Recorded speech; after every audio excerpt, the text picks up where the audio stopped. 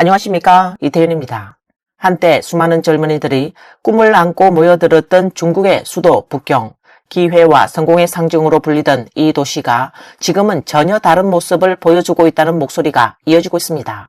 늘어나는 빈 점포와 폐업, 반복되는 구조조정과 실직, 치솟는 주거비, 그리고 도시를 떠나는 사람들까지 오늘은 북경 시민들과 현지 블로거들의 증언을 통해 중국 수도 북경에서 나타나고 있는 경제와 민생의 현실을 함께 살펴보겠습니다. 오늘 오후에 별일이 없어서 집 근처의 작은 상권을 둘러봤습니다.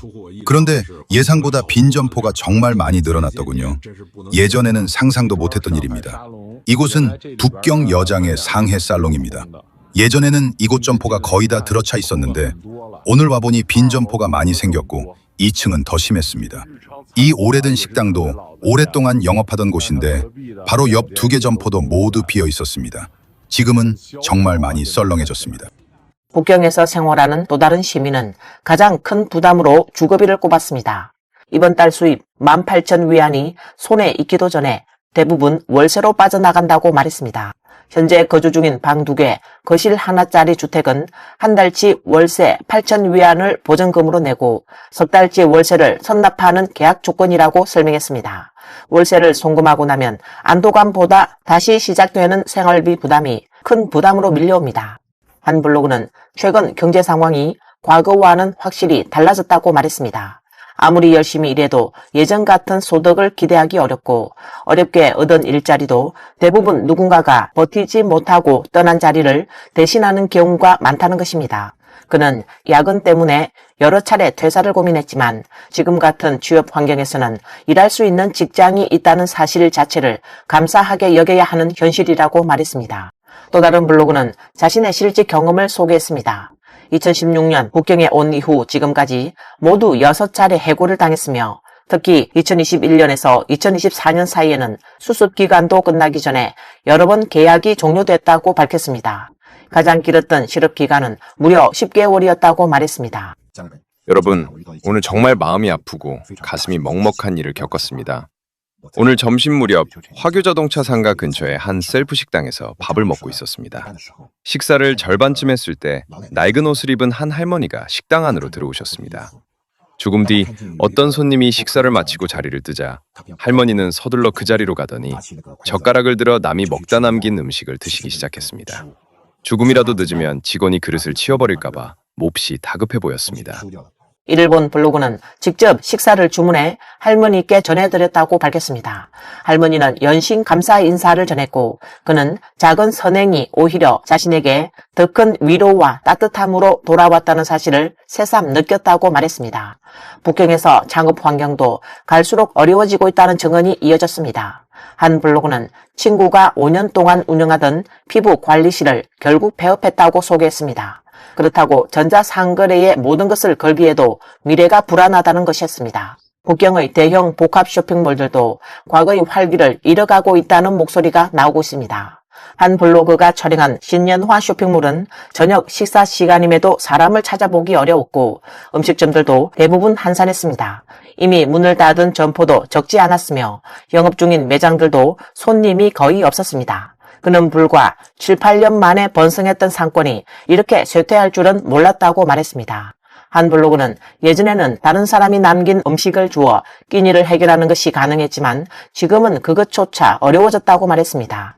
남은 음식을 찾는 사람이 크게 늘어나면서 먹을 수 있는 음식 자체가 점점 줄어들고 있다는 것입니다. 설 연휴 이후 북경으로 취업을 준비하는 사람들에게 현실적인 조언도 이어졌습니다. 한 블로그는 먼저 돈을 벌러 오는 것인지 꿈을 이루기 위해 오는 것인지 스스로 분명히 해야 한다고 말했습니다. 생활비와 월세 부담은 매우 크지만 대기업과 뉴미디어 영상 디자인 분야에서는 여전히 다양한 기회를 찾을 수 있다고 설명했습니다. 그는 충동적으로 회사를 그만두고 북경에 오는 것은 매우 위험하다고 조언했습니다. 최소 3개월에서 6개월 정도의 생활비를 준비한 뒤에 오는 것이 바람직하며 버티기 어렵다면 고향으로 돌아가는 것도 결코 실패가 아니라고 강조했습니다. 최근 통계에 따르면 지난 5년 동안 북경의 20세에서 34세 청년 인구는 약 185만 명 감소한 것으로 나타났습니다. 한편 지난해 중국 전체 신생아의 약 40%는 단 10개 성에 집중됐으며 이 지역들은 커피 전문점 증가율도 가장 높은 곳으로 조사됐습니다.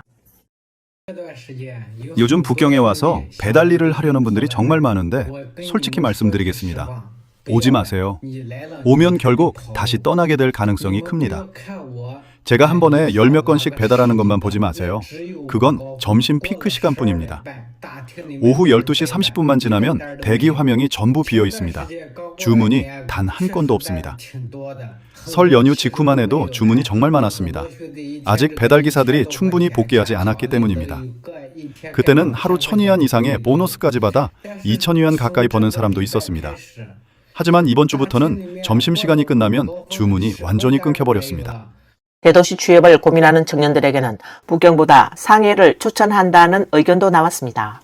그 이유로는 긴 출퇴근 시간과 높은 주거비를 들었습니다. 북경에서는 출퇴근 시간이 기본 1시간 이상 걸리는 경우가 흔하며 대부분 외곽에 거주할 수밖에 없다고 설명했습니다. 그는 북경의 생활비 자체보다 큰 부담은 월세라고 말했습니다. 오환 지역 밖의 10제곱미터 남짓한 작은 방도 월세가 2,000위안이 넘는다며 결국 북경은 행복을 느끼기가 가장 어려운 도시 가운데 하나라고 평가했습니다. 여러분, 혹시 최근 몇 년 사이 북경의 외지 인구가 점점 줄어들고 있다는 걸 느끼셨나요?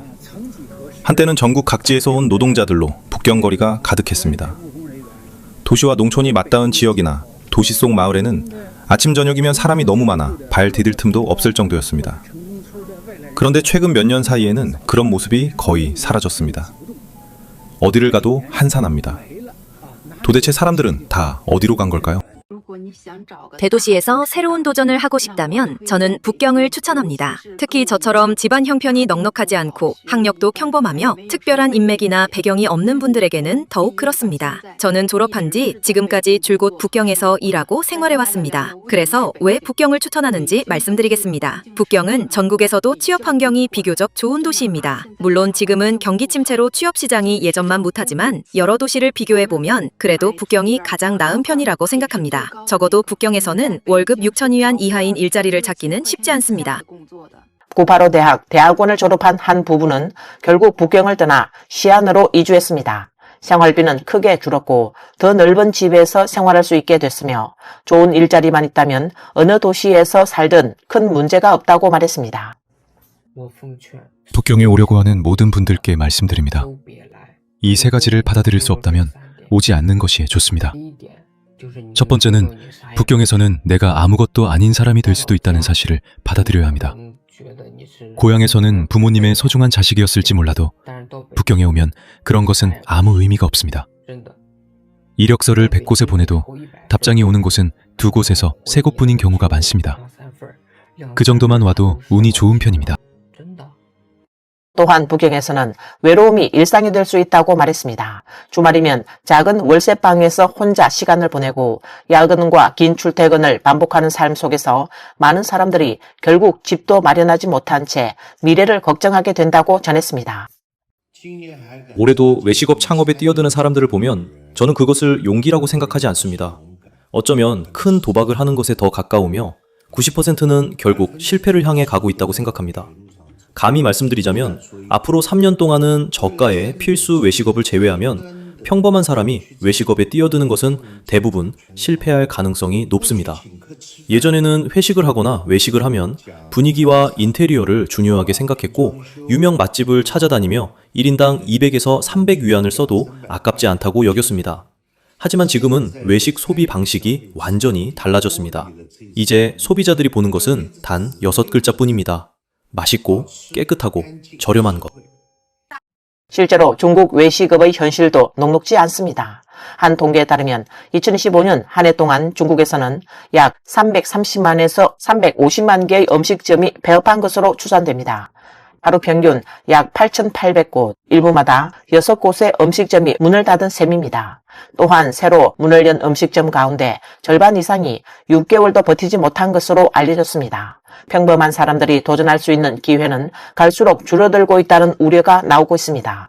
한때 수많은 사람들의 꿈과 기회를 상징했던 북경. 그러나 지금 현지에서 들려오는 목소리들은 높은 생활비와 취업난, 구조조정, 폐업, 그리고 도시를 떠나는 사람들까지 이전과는 다른 현실을 전하고 있습니다.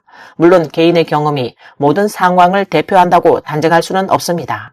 다만 이러한 사례들이 반복적으로 제기되고 있다는 점은 현재 중국의 고용시장과 소비, 그리고 도시 경제가 적지 않은 변화를 겪고 있음을 보여주는 하나의 단면으로 볼 수 있습니다.